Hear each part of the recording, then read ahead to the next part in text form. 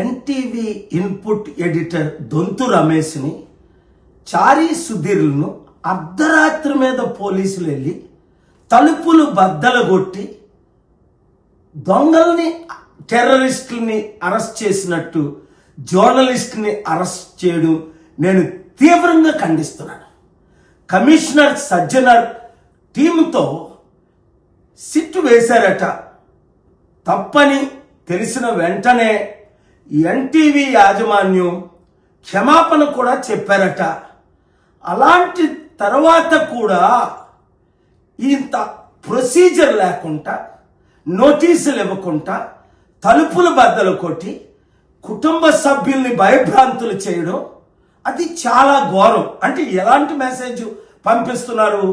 ఎవడైనా మా మంత్రి గురించి మాట్లాడితే లేదా మా ఐఏఎస్ గురించి మాట్లాడితే మా ఐపీఎస్ మేము అరెస్ట్ చేసి తీరుతాం. ఇది ఎంతవరకు కరెక్ట్? కానే కాదు. నేను ఇమీడియట్గా లీగల్ యాక్షన్లోకి నేను దిగాల. ఎవరు ఆర్డర్స్ ఇచ్చారు, ఎవరు అరెస్టులు చేశారు, చట్టానికి ఎవడు కూడా అబౌవ్ కాదు. అందరూ చట్టానికి లోబడే ఉండాలి.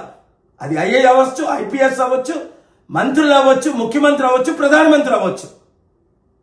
సాధారణ ప్రజల మీద ఇలాంటి దాడులు చేయడం, మీడియా కథనాల్ని నోరు మీయించడం, ఎప్పుడైనా మాకు విరుద్ధంగా మాట్లాడితే రై పనిష్మెంట్ చేస్తారండు, ఇవన్నీ నాకు బాగా ఎక్స్పీరియన్స్ ఉంది.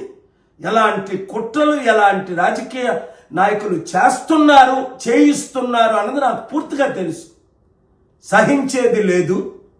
వెంటనే ఈ రిపోర్టులను రిలీజ్ చేయాలని డిమాండ్ చేస్తున్నాను.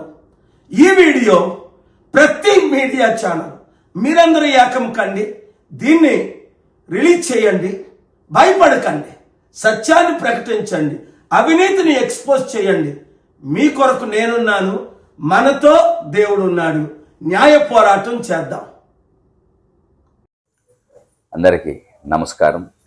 ఆంధ్రప్రదేశ్ మాజీ ముఖ్యమంత్రి వర్యులు వైఎస్ జగన్మోహన్ రెడ్డి గారికి, టీటీడీ మాజీ చైర్మన్, తిరుపతి మాజీ శాసనసభ్యులు భూమన్ కరుణాకర్ రెడ్డి గారికి, తిరుపతి అభివృద్ధికి దిక్సూచి అయిన మా అన్నగారు భూమన్ అభినయ్ రెడ్డి గారికి, వైసీపీ పార్టీ నాయకులకు, కార్యకర్తలకు, తిరుపతి పురప్రజలకు, బంధువులకు, శ్రేయోభిలాషులకు భోగి, సంక్రాంతి మరియు కనుమ శుభాకాంక్షలు. మీ దేరంగుల బాలాజీ, 37వ వార్డు ఇన్ఛార్జు, తిరుపతి నగర ప్రధాన కార్యదర్శి.